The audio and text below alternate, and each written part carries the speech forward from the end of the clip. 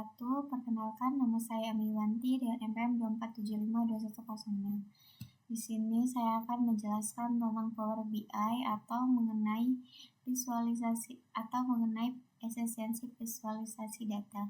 Nah, jadi visualisasi data itu bukan sekedar angka. Bukan sekedar kita mengubah angka menjadi grafik. Seperti yang sering kita lakukan seperti di Excel ataupun PowerPoint atau Microsoft lainnya, melainkan visualisasi data ini itu sebuah cara untuk kita bercerita atau storytelling agar audiens ini dapat mengambil keputusan atau memahami informasi ini dengan cepat. Nah, kemudian itu ada 5 tips membuat visualisasi data yang efektif. Yang pertama, kita harus memahami konteks. Nah, sebelum kita membuat grafik ini, kita harus mencari tahu dulu siapa audiens kita, apa yang ingin mereka ketahui, dan bagaimana dan kapan visualisasi ini akan kita sampaikan. Terus, kita harus memilih visual yang tepat atau choose an effective visual. Nah, kita gunakan jenis grafik yang sesuai dengan tujuan data kita. Untuk perbandingan statis itu atau tanpa waktu, kita dapat gunakan bar chart atau grafik batang. Nah, perbandingan dinamis itu tren, waktu, time series, kita dapat menggunakan line chart atau grafik garis. Terus yang ketiga ini kita fokuskan perhatian audiens. Nah, kita jangan biarin audiens ini mencari informasi sendiri atau tidak memperhatikan mengenai penjelasan kita atau informasi yang kita sampaikan. Nah, kita arahkan mereka itu menggunakan warna yang kontras. Nah, pada bagian yang penting, untuk terus kita tambahkan ketebalan bold untuk membedakan informasi utama ini dengan informasi pendukung. Contohnya, kita menemukan angka 3 di antara tumpukan angka yang acak-acakan. Nah, angka 3 ini karena dia informasi utama, jadi kita bisa boldin angka 3 ini agar dia menjadi pembeda dari yang lain. Kemudian nih, yang keempat adalah berpikir seperti desainer. Nah, desain itu bukan berarti kita harus memasukkan warna, terlalu banyak warna agar lebih kreatif. Nah, terlalu banyak warna itu justru bisa membuat audiens itu pusing. Atau dapat kita kurangi clutter, gangguan visual. Terus gunakan warna ini secara bijak. Misal kita gunakan warna abu-abu untuk data pendukung. Terus dan satu warna kontras terang untuk data yang ingin ditonjolkan. Kemudian kita menceritakan kisahnya atau tell a story. Nah, grafik yang kita buat itu harus bisa berbicara. Nah, hubungkan data yang satu dengan yang lain secara kronologis, misal dari kiri ke kanan. Nah, atau tambahkan teks penjelasan, atau kita buat anotasi langsung di dalam grafik. Nah, contoh, kita menggunakan bar chart untuk menunjukkan tugas yang menumpuk lalu memberikan teks penjelasan di bulan Mei bahwa ada 2 karyawan ini yang resign di bulan ini. Untuk menjelaskan alasan mengapa performa tim menurun.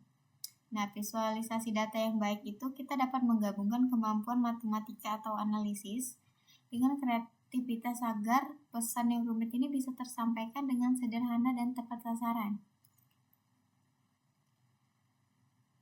Terus itu ada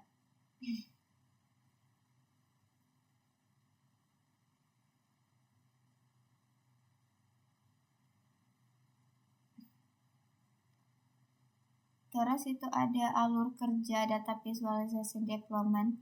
Nah, yang pertama ini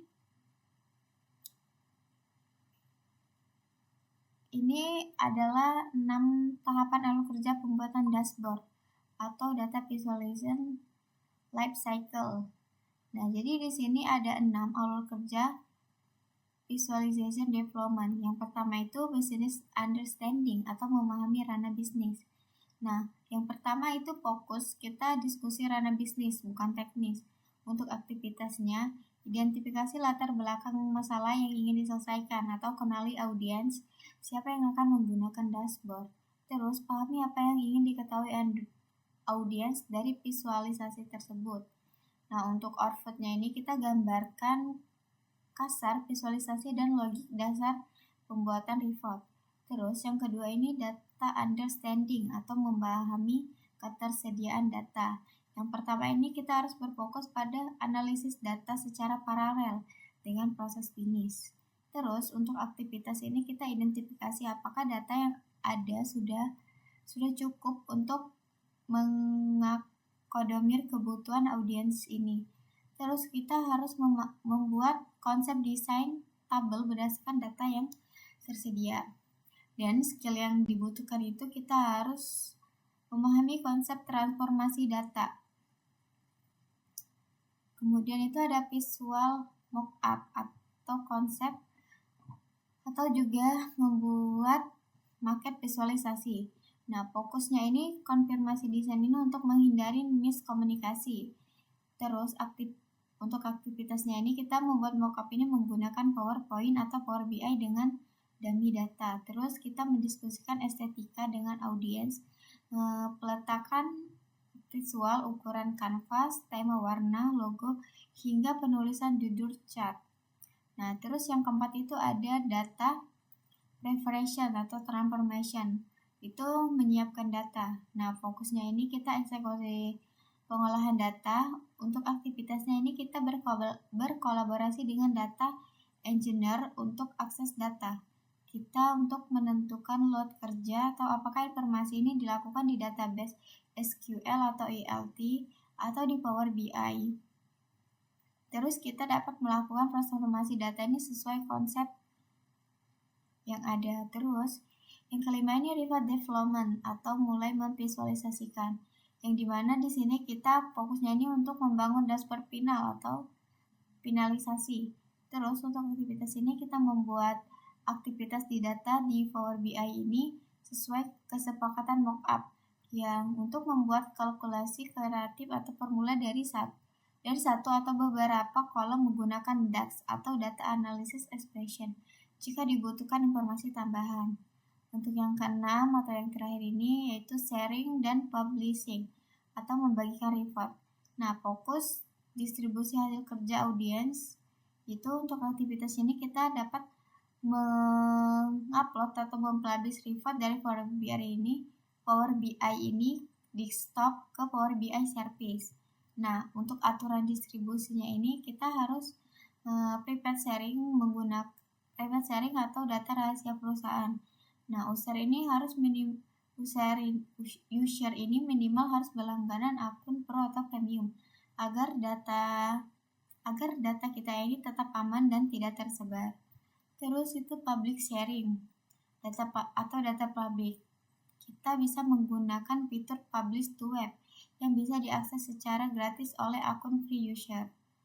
Terus ada pengenalan tools utama di Power BI desktop. Nah, itu yang pertama itu ada fitur utama Power BI atau konektivitas data luas.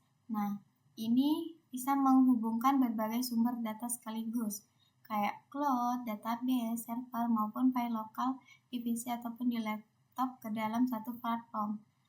Kemudian itu ada transformasi data atau Power Query. Nah, ini otomatis terinstall bersama Power BI. Mampu melakukan cleansing dan transformasi data layaknya bahasa SQL. Nah, ini juga setiap kali kita klik refresh ini, Power BI ini akan mengulang semua proses transformasi dari awal. Nah, proses ini memakan reset laptop atau PC yang cukup besar. Terus ada visualisasi kaya, ya ini menyediakan banyak chart standar kayak line chart, pie chart, terus ada tree map atau map chart dan lain-lain. Terus dia juga bisa sharing. Nah, distribusi laporan ini cukup menggunakan satu link yang dimana data ini bisa dijadwalkan untuk refresh otomatis pada jam tertentu, sehingga audiens ini selalu melihat data terupdate tanpa masalah perbedaan versi file. Terus yang kedua itu ada panduan instalasi. Nah, untuk OS itu kita wajib menggunakan sistem operasi Windows. Untuk penginstalan itu kita bisa menginstal lewat Microsoft Store. Kemudian kita cari Power BI. Terus ada yang ketiga itu ada tombol navigasi. Ini kita mau untuk mengenali halaman yang ada di Power BI itu. Yang pertama itu ada kanvas, yaitu area utama di tengah untuk merancang dan menampilkan visualisasi data. Nah, untuk data panel ini untuk kita menampilkan daftar tabel dan kolom data yang telah dimasukkan. Terus dia ada visualization atau tempat memilih jenis chart dan melakukan custom formatting atau untuk edit visual. Terus ada panel filter, tempat kita untuk menyaring data, bisa untuk visual tertentu, halaman tertentu atau semua halaman. Kemudian ini ada fact tabs, ya letaknya itu ada di bawah. Nah, seperti sheet pada Excel, digunakan untuk menambah atau berpindah halaman laporan. Nah, terus ini yang ketiga ini ada tombol navigasi yang sebelah kiri. Nah, itu adalah report view yang paling atas. Tampilan kanvas ini mendesain dashboard atau table view di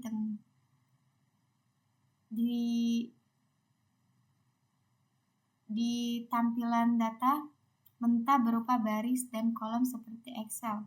Terus ada model view atau yang di paling bawah. Ini tampilan ini untuk mengatur hubungan atau relationship atau relasi antar tabel.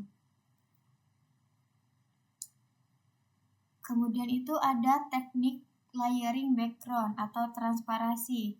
Nah, kita dapat memasukkan gambar yang ukurannya itu tidak pas dengan rasio kanvas. Ada beberapa opsi atau image fit yang bisa kita pilih. Nah, untuk fit ini, gambar ini akan berusaha menyesuaikan diri agar seluruh bagiannya ini masuk ke dalam kanvas meskipun terkadang menyisakan ruang kosong di sisi lain. Terus yang untuk fill ini, gambar ini dipaksa untuk memenuhi seluruh ruang kanvas. Dia menutupi semua sudut, namun konsekuensinya itu gambar bisa terpotong atau sedikit melar. Yang kedua ini ada trik menggelapkan background. Nah, secara kanvas background di Power BI ini berwarna putih dengan transparansi 100%, sehingga dia itu tidak terlihat harus memandang ke wallpaper. Nah, jika wallpaper yang kita gunakan ini terlalu terang atau mencolok, sehingga itu dapat mengganggu keterbacaan chartnya. Nah, ini kita bisa mengakalinya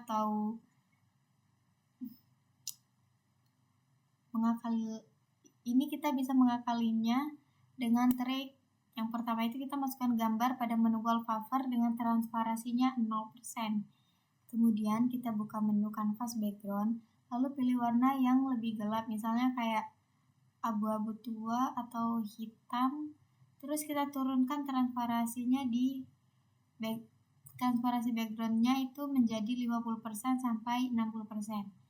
Nah, kemudian hasilnya ini gambar ini akan otomatis terlihat redup atau gelap karena dilapisi warna di atasnya.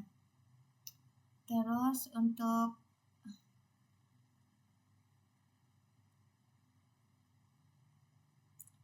kita akan memahami konsep ETL atau Extract Transform Loads.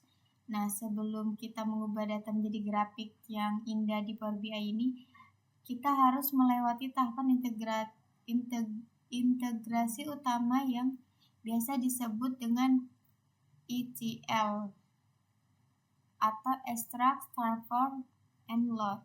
Nah, ekstrak ini atau ekstraksi data ini proses kita mengambil data itu dari berbagai sumber berbeda, misalnya kayak menghubungkan data dari SQL ke server atau Firebase dan file Excel ke dalam satu laporan, dan datanya ini dapat saling berhubungan. Terus ada transfer atau transformasi data ini proses kita mengolah data mentah ini di dalam Power Query ini. Di tahap ini kita melakukan filtering atau menyaring data, cleaning atau membersihkan data yang rusak atau yang kosong.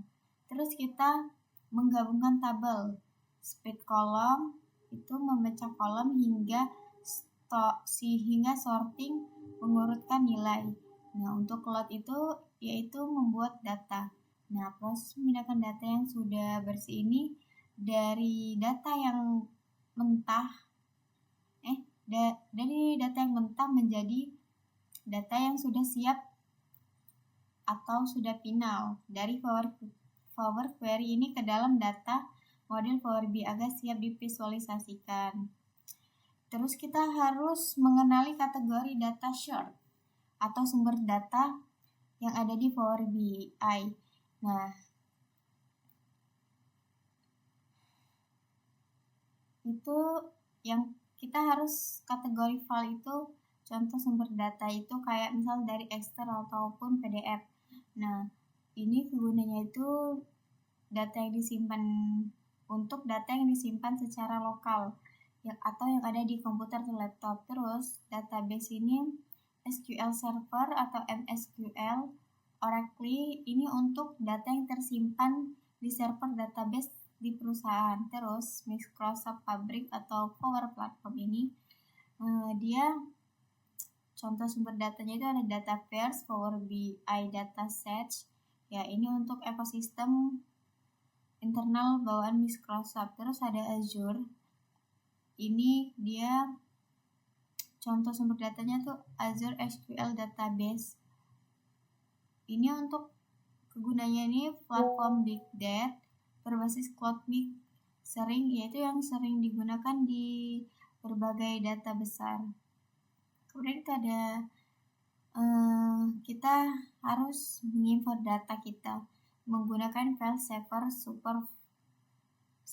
Store. Nah, yang pertama itu kita dapat memilih data dari Excel workbook. Kita mencari dan membuka file sampelnya yang sudah ada ini. Kalau